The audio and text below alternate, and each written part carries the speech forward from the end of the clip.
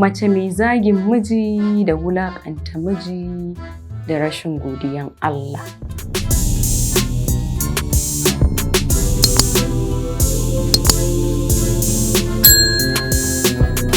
Sunana Fatima Jibrin, barkanmu da warhaka, barkanmu da sake saduwa a cikin sabon bidiyon mu na yau.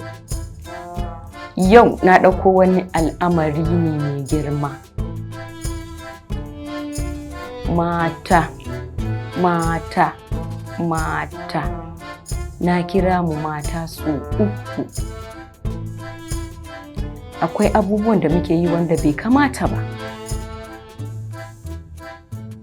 Na farko dai duk wanda zamantakewa ta haɗa ka da shi tun a farkon fari, soyayya ne da yarda da ƙauna da kuma jin cewa za ka iya zama da shi har ƙarshen rayuwanka.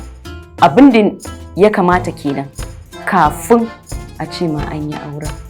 Me yasa idan aka yi auren daga baya za ki bullo da wasu hali na rashin mutunci, zagin miji, rashin godiyan Allah? Ko da kin auri mijin nan yana da wadata, akwai lokacin da za ki zo ki aure shi zai zo ya zama fa ba shi da wadata.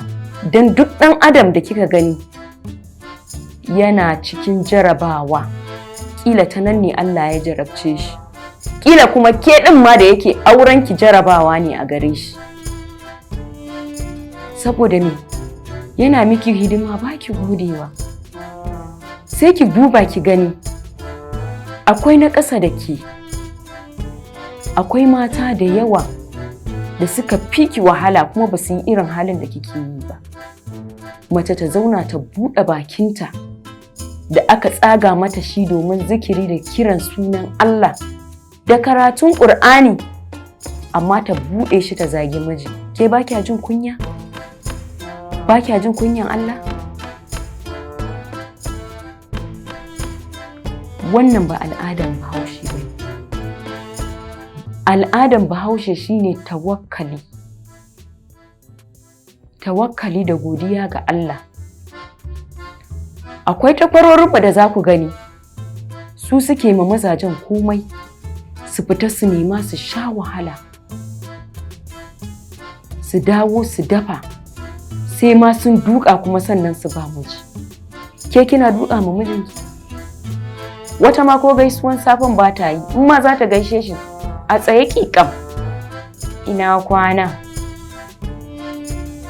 Baki mai wannan biyayyan ba, amma kin iya buɗe baki ki zage shi.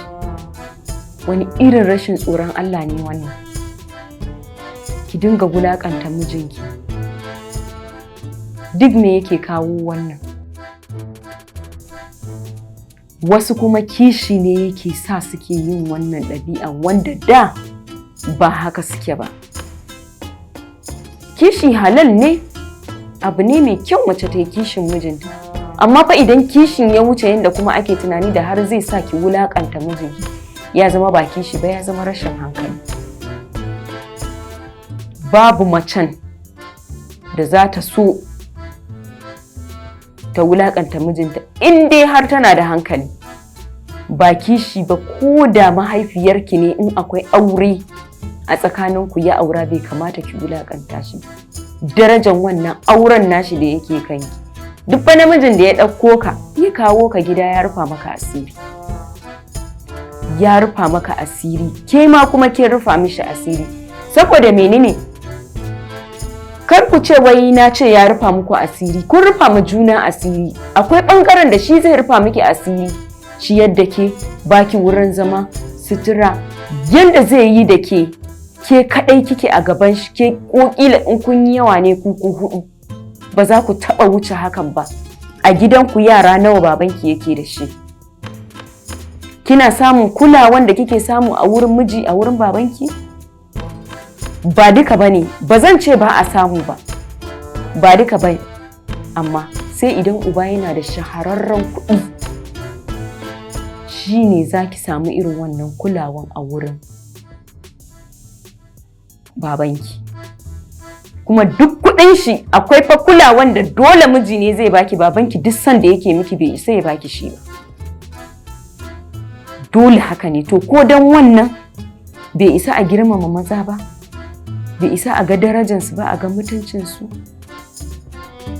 Har wani waka wai zaka ji Hausawa suna cewa mace mai zagin miji in ta je lahira wala kiri na jira.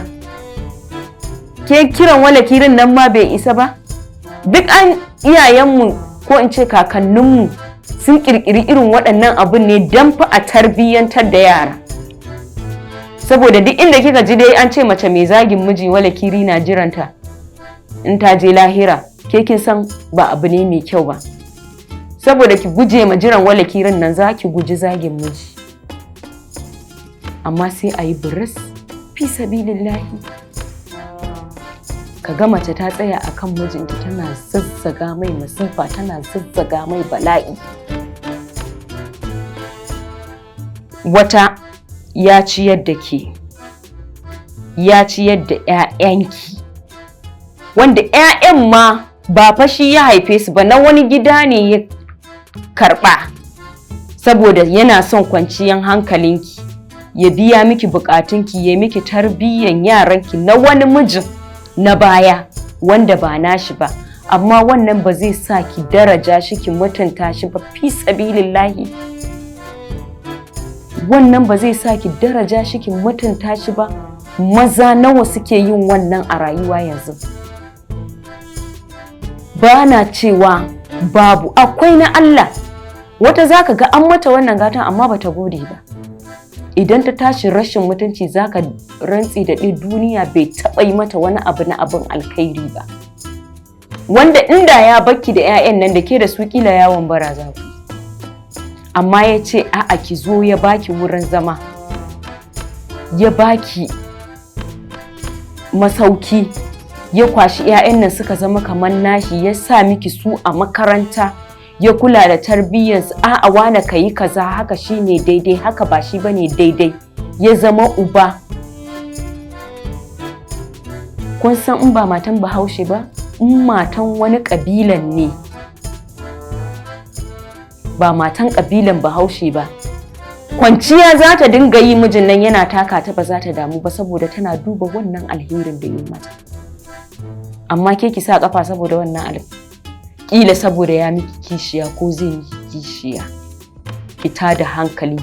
Duk wannan alkhairin da ya miki ki rufa ido, ki zage shi, ki zagi iyayen shi, ki zagi 'yan uwan shi. Duk tarbiyyar da iyayenki suka yi miki kin watsar saboda kawai za a yi miki kishiya. Wannan wani irin rayuwa ne? Da fatan za mu gyara, mu duba, mu dinga cizawa muna hurawa, mu dinga tuna alkhairan da mazajen nan fa suka yi mana a baya. Akwai wanda wallahi tallahi ya fi ƙarfin wulaƙanci ko da ba kya tare da shi, saboda ya miki abin da 'yan uwanki su kansu ba su yi miki ba.